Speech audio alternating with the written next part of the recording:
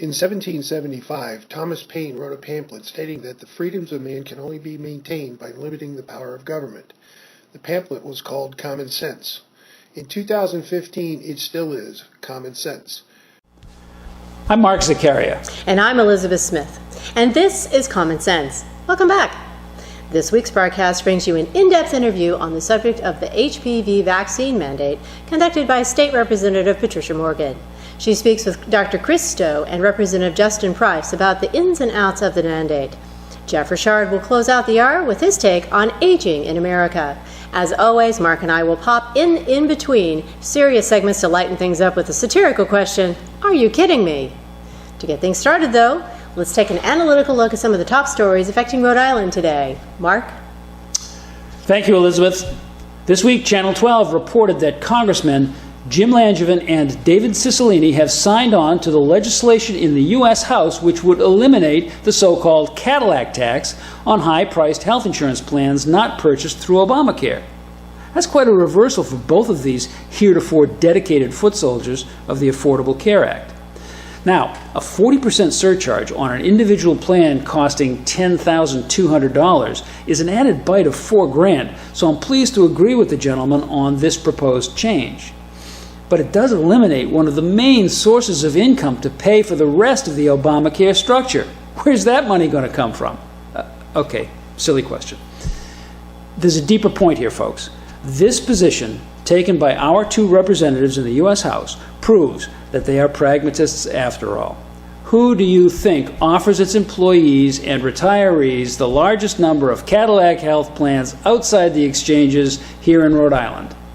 Why, Rhode Island, of course. That's right, our state and municipal employees and retirees receive lavish health care plans, and without this legislative relief, our already underwater public budgets would face an enormous new tax bill from the feds.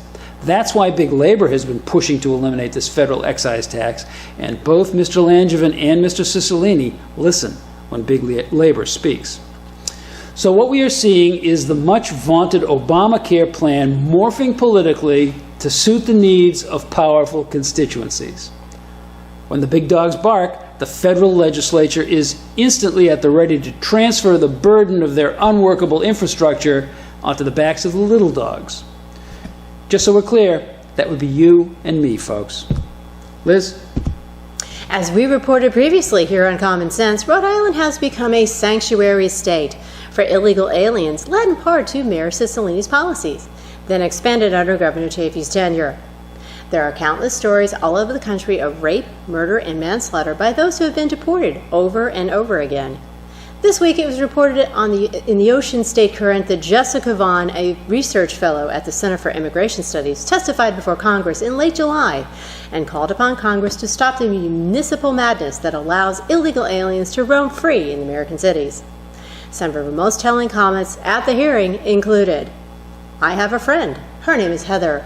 A few years ago, she was carjacked at knife point and taken to Roger Williams Park in Providence, Rhode Island, and raped repeatedly by an illegal alien who had been in custody of the Providence Police Department more than once, but was released thanks to the mayor's sanctuary city's policies. I am told by veteran ICE agents that before his administration, they had a good relationship with the Providence PD. They had an agent who was stationed at the police department who could interview officers after arrest and, if appropriate, begin the deportation process that would kick in after their criminal charges were disposed after sentencing. However, under Mayor Cicilline, none of this cooperation was allowed. ICE agents wanted Providence Police Department to understand to look for ICE warrants in the system and about ICE detainers. Every single police agency in the state willingly and gratefully participated in this training, except for the Providence PD, which did not allow any of its officers to attend. As a result, when illegal alien offenders were arrested in Providence, ICE had no way of knowing." Unquote. So I have to wonder, it's been one and into the next administration in Providence since Cicilline's tenure. Has the relationship between ICE and the Providence PD been restored that will protect citizens and tourists? Will a Providence ballpark become fertile ground for more crime? What will it take? A Kate Steinle case here? I figure we'll know eventually on both counts. Mark? Liz, I felt I had to offer my own analysis of the evolving story in Cranston of the state police report, and especially on what it means to the future of Mayor Alan Fung. Full disclosure, the mayor and I have been political allies and friends for close to 2 decades. Throughout that time, however, we have each been brutally honest with one another on matters of politics. I have read the full text of the state police report. It certainly details a Cranston Police Department in turmoil, which was not let out of its troubles by either its command staff or its political leadership. It does not offer any concrete evidence of wrongdoing, at least insofar as the letter of the law is concerned, but it does depict a mayor stubbornly loyal to the cause of his political promises, perhaps even to the detriment of his administrative responsibilities. I'm not surprised that the Rhode Island State Police would approach the review of a local police force from the standpoint of operational efficacy. Being the best there is in that department themselves has made our troopers the most highly respected arm of state government.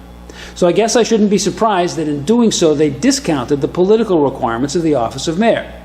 The report does not concern itself with anything else going on in Cranston during the time period investigated. So it takes no note of the prolonged period of cooperative relations between city management and their various public service unions. Holding up his end of that working relationship had to be on Mayor Fung's mind, however. Today, he'd probably say he focused on it to a fault. The Alan Fung that I've known for all these years was always in it to make things better for the people of Cranston. To the limits of his abilities, I am sure that's what a general review of the whole of his work as mayor would show. Nonetheless, there was big trouble in the Cranston PD, and it happened on his watch. So, what to do now? An English-styled resignation to acknowledge responsibility and turn over a blank page for a new start must have crossed Alan's mind. But would that be in the best overall next step for the people of Cranston? Much has been said about the strengthening financial condition of the city that also occurred on Mayor Fung's watch. What happens to that in his absence? Would another reversal in the city's financial fortunes be an acceptable price to pay to see its chief executive recuse himself completely from public life? I don't know. The one man who does know is Alan Fung, and I think I know him well enough to be sure he's making those computations right now. Whichever way he comes down on that decision, I'm also prepared to accept that he truly believes he will be doing the best thing for the people of Cranston. Good luck, Mr. Mayor, on this, the latest in a long line of tough decisions you've had to make. Thanks, Mark. Next up, Representative Morgan kicks off another in-depth interview. But first, we'll take a short break to ask the eternal question. Citizens of the Ocean State actually read the social engineering plan called Roadmap RI. They were shocked and demanded major changes. So, the Raimondo administration responded by changing the name of the initiative to Rhode Island Rising. Are you kidding me? Rhode Island's statewide planning department spent much of the last 8 months trying to engineer popular acceptance for their so-called economic plan for the Ocean State. The results of those efforts were anything but the widespread applause they'd hoped for. Instead, there were lawsuits filed by advocates of property rights, resolutions passed by city and town councils condemning the initiative, and denouncements of the plan by both citizens and the legislature. The reason was pretty clear to those of us here at Common Sense. Rhode Island Director of Statewide Planning Kevin Flynn and his team attempted to preempt the sovereignty of municipalities, coerce citizens into accepting state-mandated residential placements, and use financial incentives to get it all done that would dramatically drive up taxes. Well, it's pretty simple. So what was their next move? Well, they took a page out of Sean Combs' book, simply changed the name. Now it's called Rhode Island Rising. The Brookings Institute is involved to give the plan an air of left-leaning street cred. And if the citizen activists who unmasked the problems with the original plan are too fatigued to do it all over again, maybe Flynn and company will be able to slide this one through. If not, hey, third time's a charm. If they have to go that far, though, it may be time to call the next version P. Diddy. Are you kidding me? Sense TV here, speaking with Senator Elaine Morgan, who just had her bill, S-123, sex trafficking, signed into law by Governor Gina Raimondo. Congratulations, Senator. Thank you, Roland, very much. I am so pleased to be here today to see this bill signed into law. Doreen Costa in the House has worked on this bill very hard, along with myself. Sex trafficking is a real problem that people try to ignore until it affects someone they care about.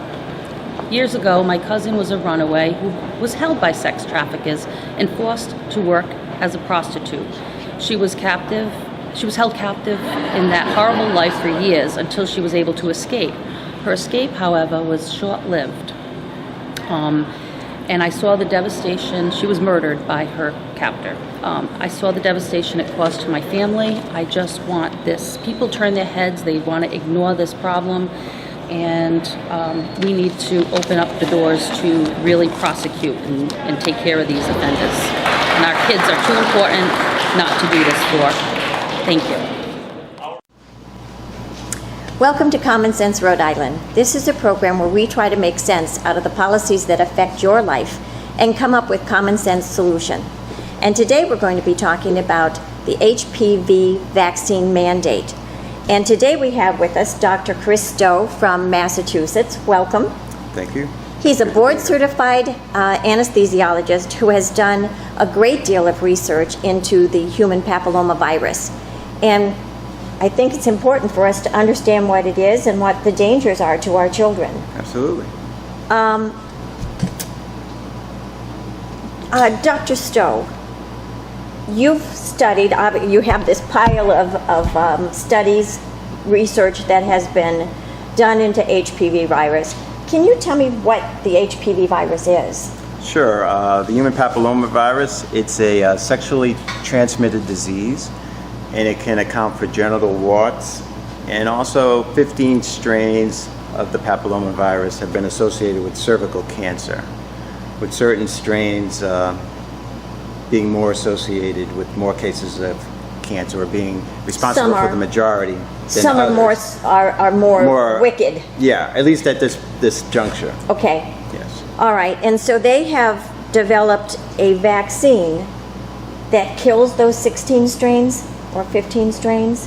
No, what they have is they have a vaccine that will inhibit 4 strains, which is what the Gardasil is, which include 2 of the strains that are most prevalent in the cervical cancer. And there's a new vaccination out that will inhibit 9 strains of the human papillomavirus.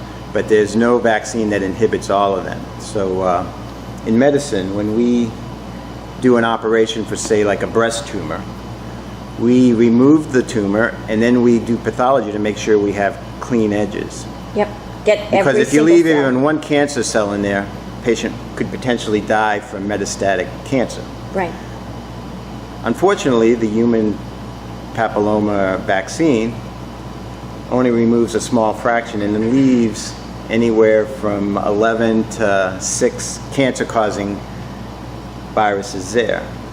All right, and then they so say this there will cure cervical cancer. Would you say there are 15 strains, 16 strains? No, it's debatable. 15 to 20. 15 to 20. And so the Gardasil, the one that's being mandated, only takes Small percentage, although 4 of them, or the ones minimizes most 4 involved of them. in the cancer, but all the others still can cause cancer. Yeah, okay. So 2 of the 4 are really strong bad actors, but it'll correct. take care of 4. That's the Gardasil. There's another vaccine that will kill 9. 9 strains. And are we using that one? It is available, but kids are still getting the 4 virus strain vaccine. Why are they getting the 4 rather than the 9?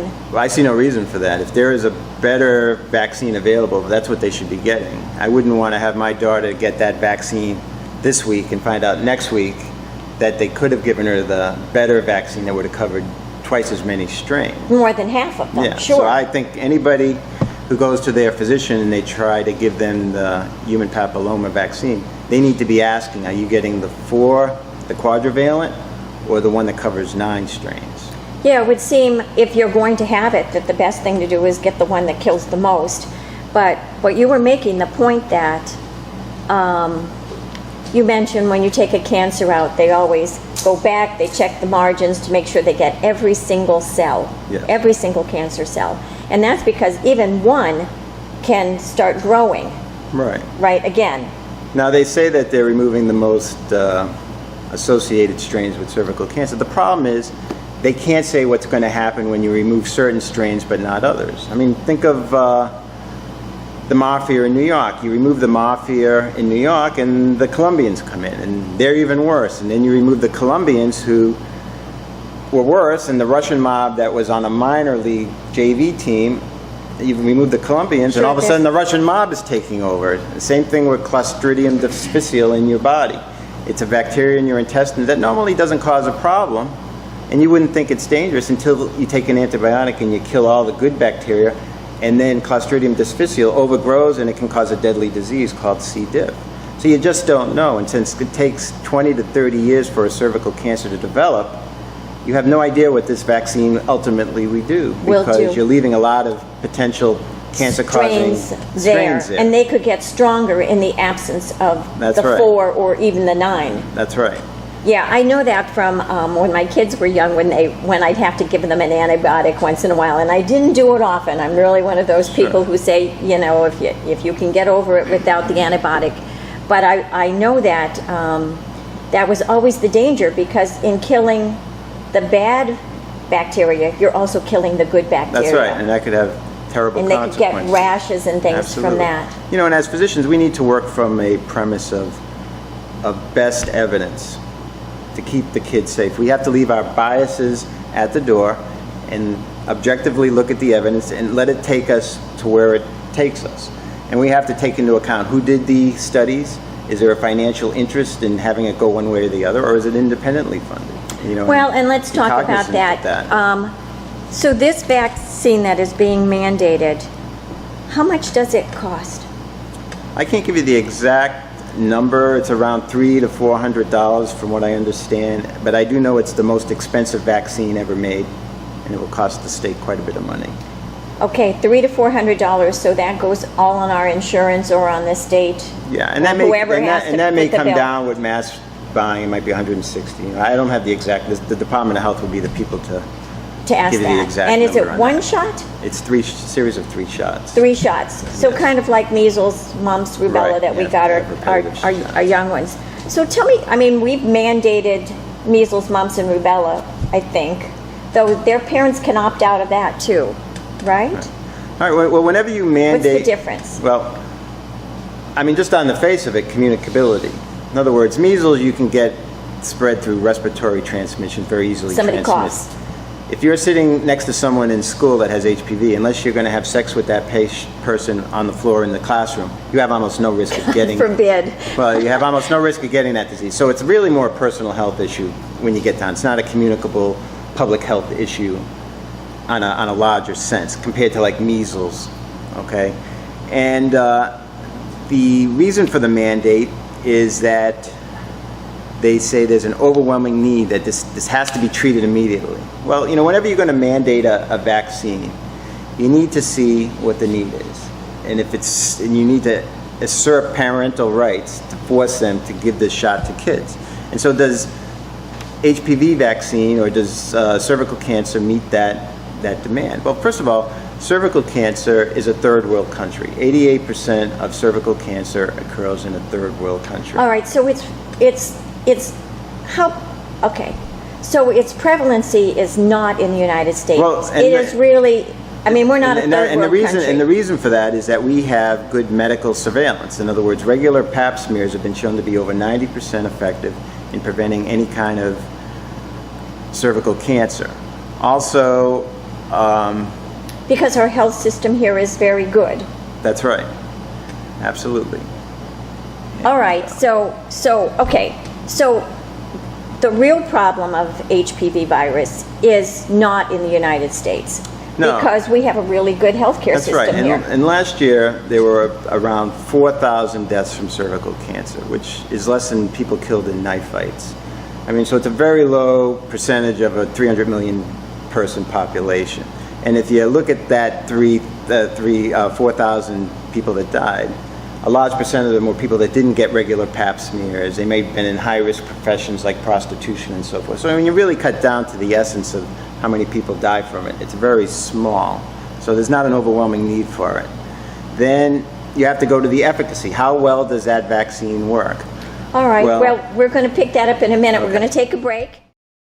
The yellow brick road of poisoned waters. Are you kidding me? Much like me changing my hair color, the EPA has decided to change the color of a river. Well, the story got a blip of airplay on news outlets recently, and one fact is true. The EPA spilled over 1 million gallons of toxic waste into a previously pristine Animas River in Colorado, turning it a golden yellow that would rival the yellow brick road in Oz. However, according to freethoughtproject.com, the EPA actually had a warning prior to the disaster. A week prior to the spill, retired geologist Dave Taylor wrote a letter to the editor in the Silverton Standard pointing out that the EPA was planning a maneuver that could potentially cause toxins from mine shafts to flood into rivers.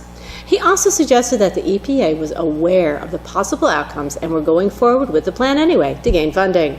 In the letter, Taylor wrote, "Based on my 45 years of experience as a professional geologist, it appears to me that the EPA is setting up your town and area for a Superfund blitzkrieg. But make no mistake, within 7 days, all of the 500 GPM flow will return to Cement Creek. Contamination may actually increase. The grand experiment, in my opinion, will fail. And guess what? EPA's Mr. Hessmark will say then? Gee, Plan A didn't work, so I guess we'll have to build a treatment plant at a cost to taxpayers of $100 million to $500 million, who knows. Reading between the lines, I believe that's been the EPA's plan all along." Unquote. Gee, Rhode Island is surrounded by water. I can only imagine what the EPA will do to us. This is yet one more example of the government incompetence and overreach. Maybe we should now refer to the EPA as environmental poisoning allowed. Are you kidding me? Welcome back. Today we're talking with Dr. Chris Stowe from Massachusetts, and we've been talking about the HPV virus or vaccine that has been mandated. Doctor, do you think there's a pressing need for the Gardasil vaccine? Well, like I said, it doesn't meet the criteria of a pressing need. One, because the incidence of the cancer is very low. Pap smear is over 90% effective in preventing these cancers. And 90% of precancerous lesions from HPV resolve within 2 years spontaneously, and then a very small proportion of those actually go on to cervical cancer. And there are alternative ways of controlling it. There's an article here in the New England Journal of Medicine. Let me just clarify that. So you're saying that there's a low incidence, and I think you said around 4,000 people a year die from cervical cancer.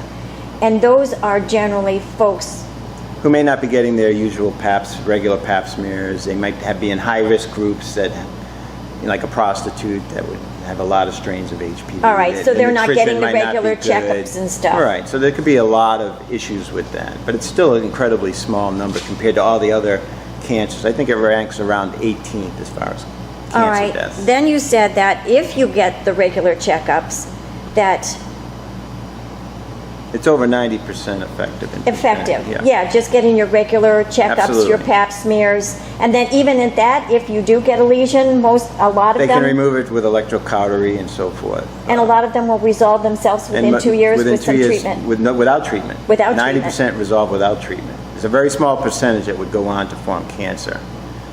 So, and like I said, this article... Is there a way for a young woman to know she has?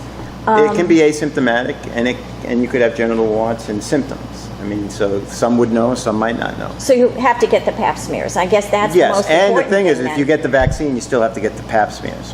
It's not like they trust the vaccine to work. The recommendation is you still need to get pap smears because they don't know if it's going to work. And then we can you get to also that. said that if you use a condom, that's almost 100%. That's right. That's what the New England Journal of Medicine, their article, condom use and the risk of genital human papilloma virus infections in young women. And it showed that if they used 100% condom use, the incidence of the dangerous strains of HPV almost dropped to zero. So you have alternative ways that could be very successful in getting rid of all the cancer-causing human viruses, not just a couple. Yeah, and a lot all cheaper. 16 strains or whatever, That's right. instead of just and the this 4. is proven. The problem with the Gardasil, it's never been shown to stop a cancer. And that's the amazing thing. They're marketing as to prevent cervical cancer, but there's not one study to date that shows it's ever stopped one cancer. that it's ever reduced cancer deaths by even one case. If you talk to the Department of Health we and you don't pin them really down know. and say, show me what is the reduction that we've seen to date from the Gardasil vaccine in the cancer death rate from human papillomaviruses, and they can't tell you even one. And you said that's because you're getting the virus now. I mean, they're giving it to 11 and 12-year-old children, right? So it takes it's 30 years or a long so to time develop before the cancer. The vaccine's only been around for 8 or 9 years. And let me just read from a study here. Okay. It's from Current Pharmacological Design, and it's called Human Papilloma Vaccines as an Option Preventing Cervical Malignancy. How effective and safe? And this is how it goes. The claim that HPV vaccination will result in approximately 70% reduction of cervical cancers is made despite the fact that the clinical trials data have not demonstrated to date that the vaccines have actually prevented a single case of cervical cancer, let alone cervical cancer death, nor that the current overly optimistic surrogate marker-based extrapolations are justified. Likewise, the notion that HPV vaccines have an impressive safety profile is only supported by highly flawed design of safety trials and is contrary to accumulating evidence from vaccine safety surveillance databases and case reports which continue to link HPV vaccination to serious adverse outcomes. And these all right, so you read that. Let's put it in regular words. Okay. What these researchers are saying is they've looked at it, and there's no data that says that this vaccine has prevented even one case of cervical cancer. That's right. And that the fact that they're saying, oh no, it's really effective and it's safe, even the safety part of it hasn't been proven. That there are adverse effects. Safety is kind of a slippery slope. I mean, you have the pivotal studies, the safety studies when a drug comes out, the FDA studies, and they can be cherry-picked. They're a very small snapshot. When Vioxx came out, which is an anti-inflammatory that ended up being associated with 67,000 deaths and countless heart attacks and strokes. The FDA said that was safe too, and the safety study showed it was safe, and the Vigor study showed it was safe until someone went and got the complete data set and saw that they excluded 3 heart attacks, which would have made it not safe. And then it was a total disaster. And so a lot of people were injured and maimed and died, even though the safety data originally said it was safe. So, all right, so let's go to the safety part. So this study said, no, they haven't proven to even stop the HPV virus or cervical cancer. But then they also say they haven't proven that it's safe. And you have some statistics here about some of the adverse effects. Because like I said, the safety studies are a snapshot. Where you really see it is in the post-marketing surveillance of a drug. That's where you really catch a lot of as more and more people are using it. Because when more and more people see it, then you really see the side effects. Now this is from the American Journal of Public Health, which I believe most people that are in public health would read. Okay. And this is from 2012, so it covers a period from 2006 to 2012, so 6-year period. Okay. And what they found was that Gardasil had 14,000 serious adverse reactions during that time, including 37 deaths, 468 patients permanently disabled, and 6,892 emergency room visits. And I'll just read what they say. So young people who are getting the vaccine have some really bad adverse reactions to it. And I'm just looking at this. This is the research study. It was 46% of all of the vaccine reactions. That's right. So if you took all the vaccines that are given, every single vaccine, all the 20 or so vaccines, Gardasil equaled half of the total. Yeah. Which is astounding for one vaccine. That's a lot. That's never been shown to stop cancer, even though you're giving it to people for cancer. And I'll just read what they say here. Because they're better researchers than I am. I can only read the data and just be aware of it, and then I can quote it. I don't have an opinion because I don't do these studies, but I can certainly read the data. Compared with all other vaccination, Gardasil alone is associated with greater than 60% of all serious adverse drug reactions, including 63.8% of all deaths and 81.2% cases of permanent disability in females younger than 30 years. In context, while females in this age group have a near zero risk of dying from cervical cancer, they are faced with a risk of dying and permanently disabling condition from a vaccine that has not prevented a single case of cervical cancer thus far.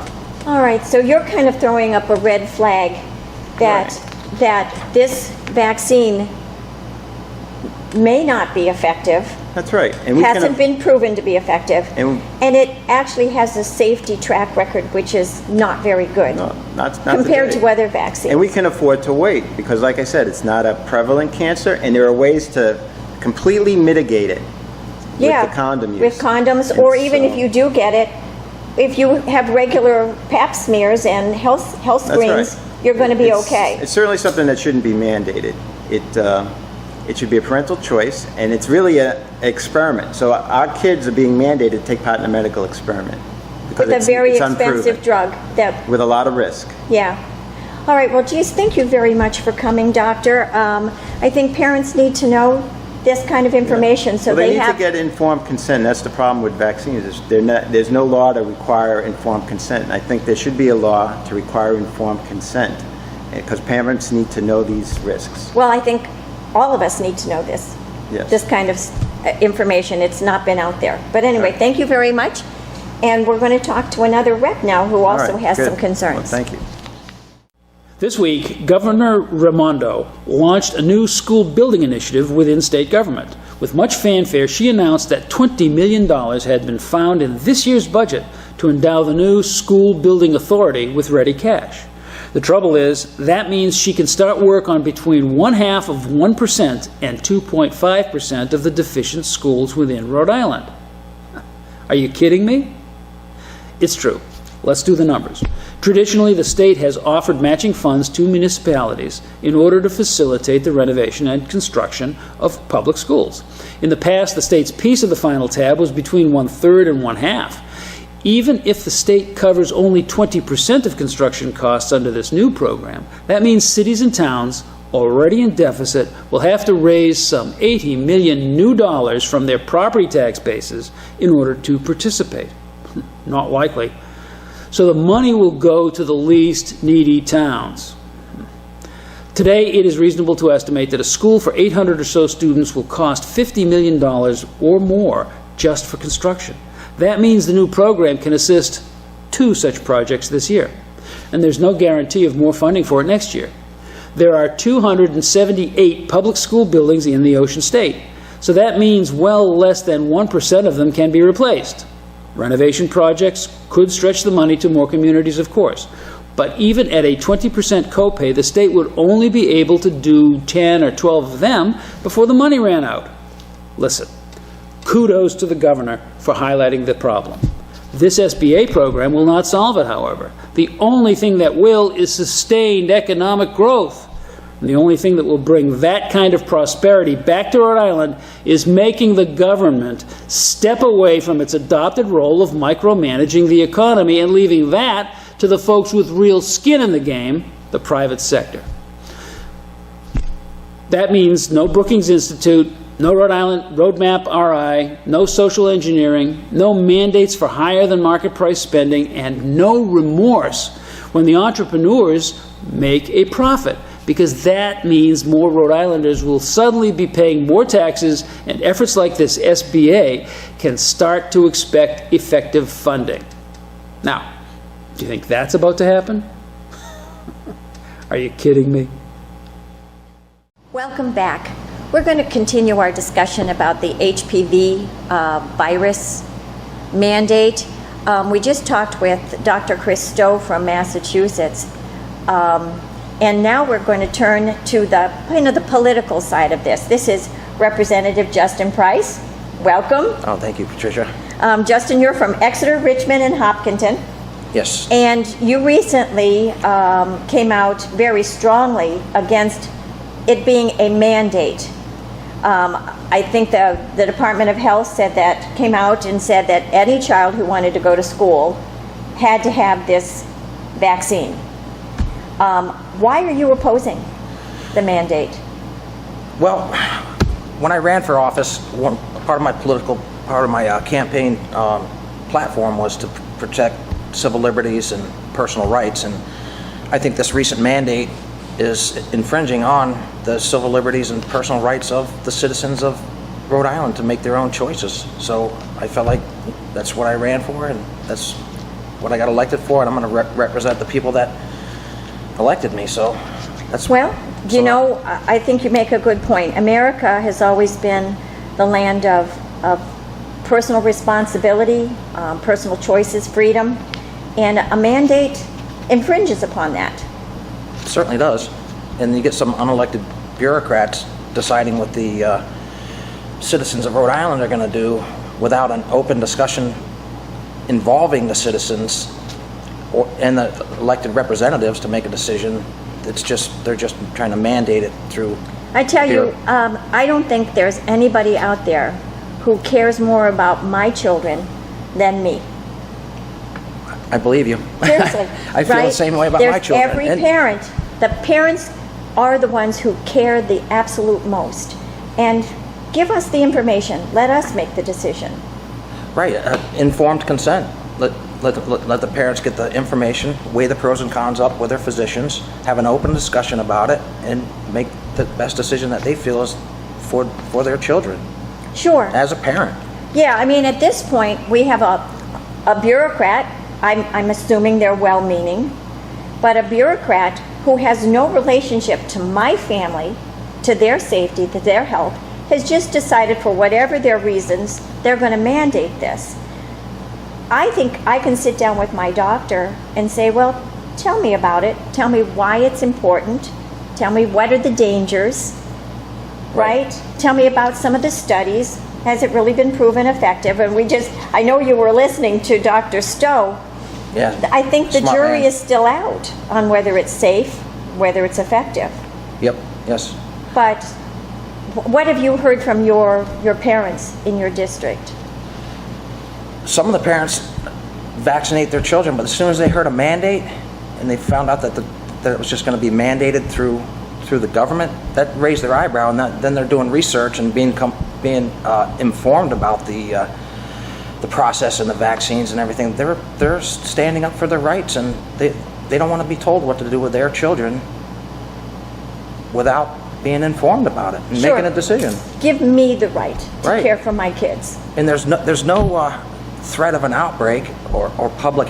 It's not a public health issue that's imminent. So Sure, you can't get this by coughing on another child. You can't get it by touching them or right. drinking from a cup. You have to have sex, right? I don't know how many 11-year-olds are out there, but that's the only way it's spread. So it's not from casual contact. Right. Yep. So that so it shouldn't be. So it's not an imminent threat No. to public safety.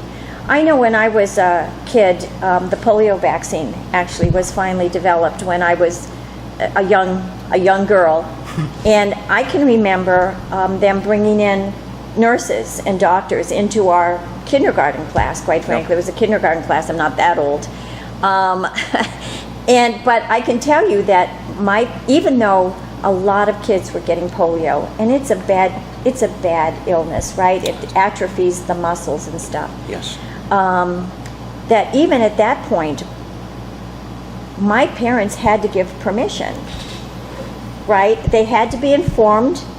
They had to consent to it, Yep. right? It just wasn't mandated. They had to sign off and say, okay, Patty can get the vaccine. This is not that. This is a mandate. You don't have a choice. Right. Right. So it sounds like we're almost going backwards from the parents having informed consent about the polio shot, and now, here we are in 2015, and they're just saying this is mandatory. Although they say it's mandatory, but you still have the opt-out options to be able to get out of the. We'll talk about that in a minute, so that folks can figure out how to take back their rights.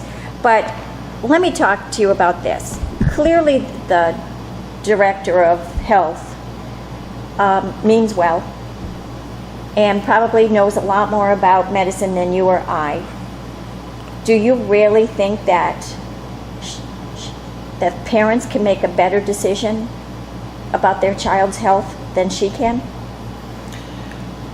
Yeah, I'm assuming that she's pretty knowledgeable. She should be knowledgeable about health, and they must have done the research on this, but for the parent to be informed and be able to make the decision in what they feel is the best interest for their children, I think is where it should be put back right squarely back in that spot.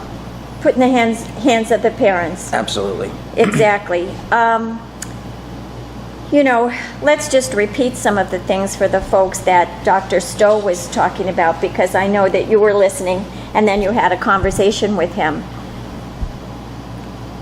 When I was growing up, there were just a handful of vaccines that we had, and I don't even think all of them were mandated, quite frankly. I think that my parents talked with our doctor, Yep. and they gave their permission for me to have those vaccines.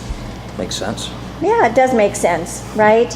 Now, it's no longer that, okay, these vaccines will help you, let me explain why you should get them, let me tell you about the dangers. Now they're just mandated. And it's more than just a handful. I think Dr. Stowe was saying 30? Yeah, I believe that's what he said, something up. It was pretty high. It was high. I was surprised at how high it was. Now, I don't know about Rhode Island. Do you know how many are mandated here in Rhode Island? No, I don't. Yeah, we have to check into that. Right. But he was saying kind of basically there are some states that, a pharmaceutical company comes out with a vaccine and boom, it's mandated. Before it's had the test of time to make sure that it really is safe and effective. Right.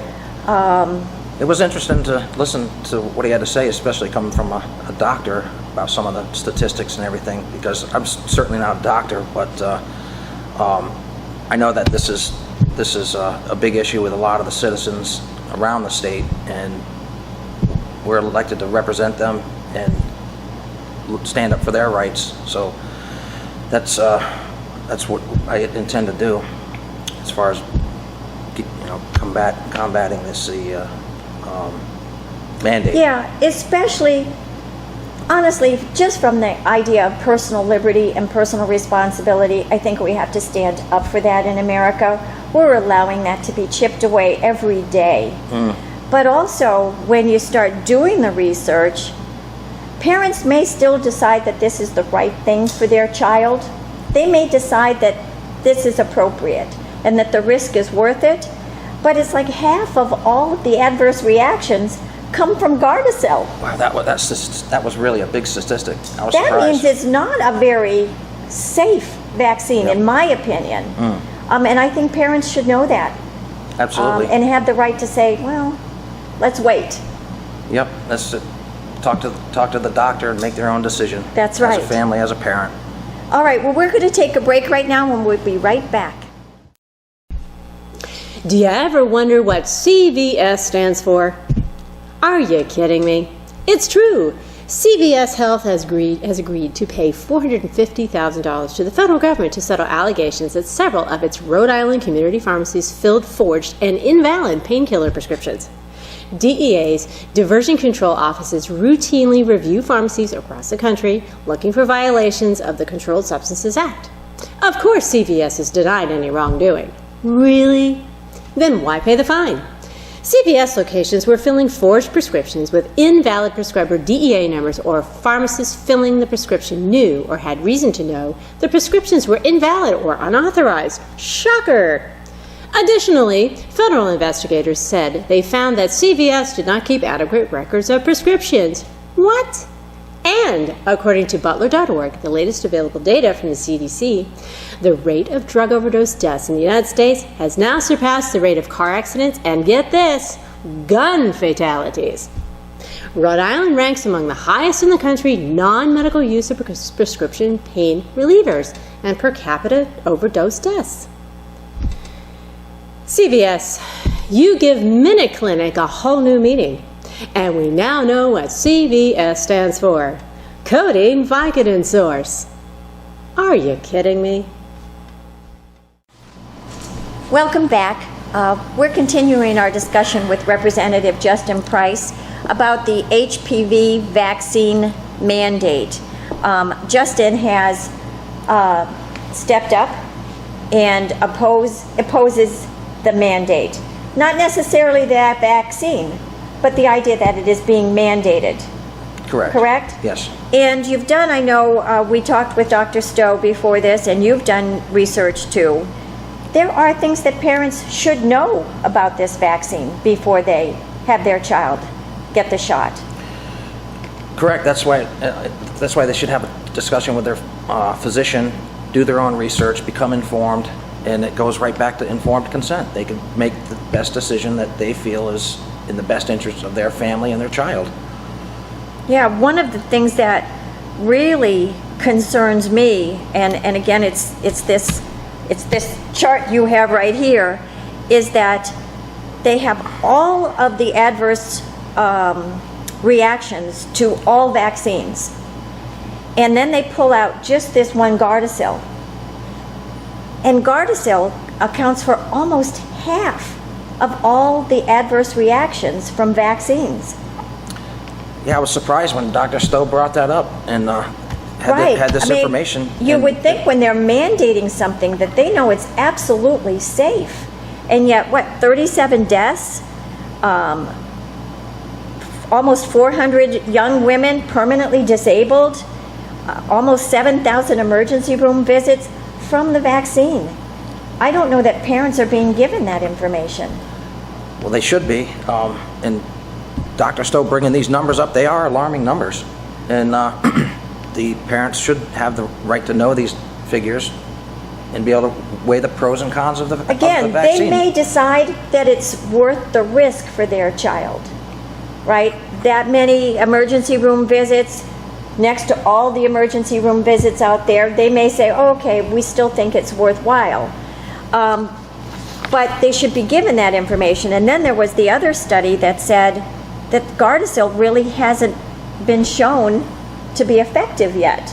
It's only been out for 8 years. It actually hasn't prevented, documented case that they've even prevented one case of cancer.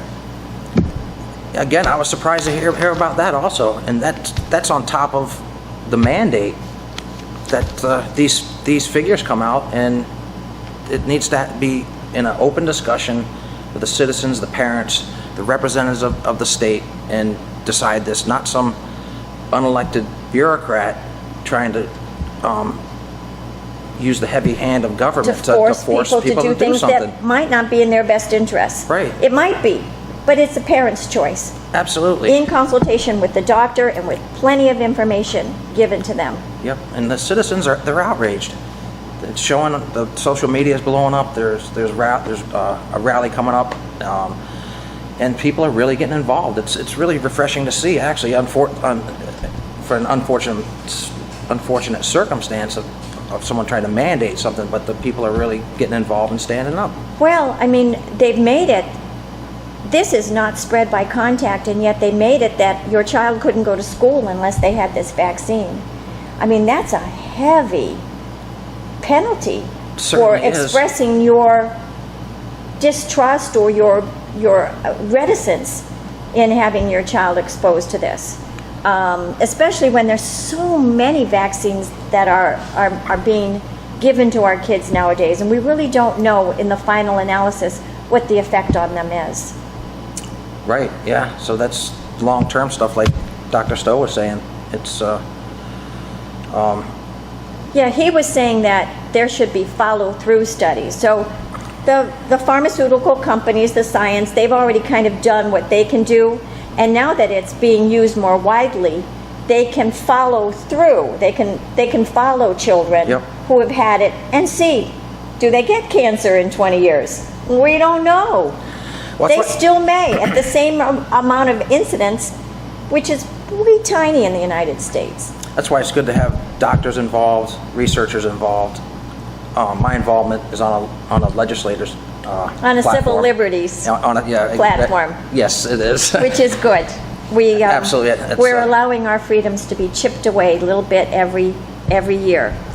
So, Justin, I know that you want to help parents get control of their children's health. What kinds of things have you been thinking about to help parents? There's a couple of options for them right now. Yep. And what are those?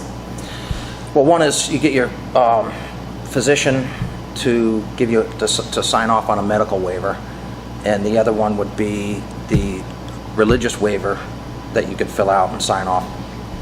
Okay, so you can opt out now use two ways. Your physician can give you a waiver saying that he doesn't think it's appropriate for your child. Yep. Or you can have a religious exemption to it. Correct, and both of those are available. You can get them online at the Department of Health website, and the schools usually have them, from what I understand, in a filing cabinet, probably in the nurse's office or in the main office, so you can get it there. So when you take your child to school the first day, you can say, I need the religious waiver form or opt-out form? Correct, waiver, yes. Waiver, okay. Some other states, a high number of other states have a philosophical exemption, so they'll have three types of waivers that you could medical, religious, and philosophical. Philosophical meaning you just don't trust it at this point. You don't think it's necessary for your child. It's just that. I think it goes along with informed consent. You know, philosophically, you know, you've done the research, you've read the insert, you've talked to your physician, you've talked to your spouse, you've talked to your child, and you just don't want to take the vaccine. You don't believe that it's the right thing for your child to do at that point. So that kind of gets back to the informed consent. You've done your homework. Yep. You've looked at it. You've talked with everybody who's knowledgeable, and you just don't think it's the right path for your child at this point. It's a parent's decision. It's a family decision. Okay, and so that's going to be a philosophical exemption. Yes. Okay, or waiver. Okay. Yep.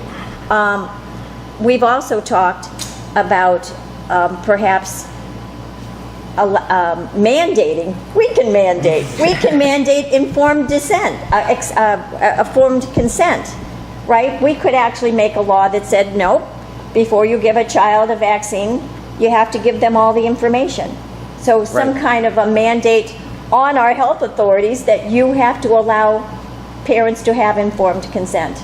Right, give them the information, maybe even give them the insert out of the vaccine that shows whatever. Well, it should be in language that every parent can understand, because some of these studies are kind of hard to read. Well, then you could talk about it with your medical practitioner to go through the